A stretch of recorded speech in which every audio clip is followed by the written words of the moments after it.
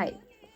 So Coke studio নতুন গান আসছে পাতার বাঁশুরি। আমি নর্মালি হচ্ছে গানের রিভিউ দিতে পারি না, অত ভালো না আমি আসলে রিভিউ দিতে।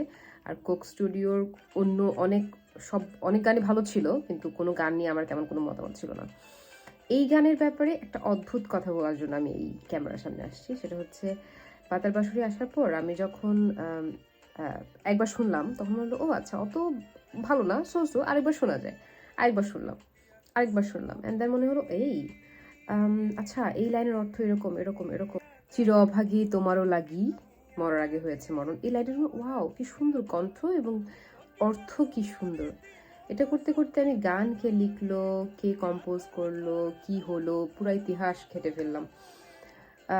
তারপর আবার মানে শুনতে শুনতে এই কাজগুলো করতেছিলাম, এই গানটা মাথার মধ্যে ঢুকে গেল। আমি যাই করতে যাচ্ছি, যাই করতেছি, শুধু এই গান শুনতেছি। ইয়া চমৎকার একটা গান হয়েছে। আমি শুনেছি ওয়াও, ওনাকে কি সুন্দর লাগতেছে, অসম্ভব। আমি জাস্ট ওনার দিকে তাকাই আছি, ও আচ্ছা এত সুন্দর সিঙ্গার, এত সুন্দর গায়িকা।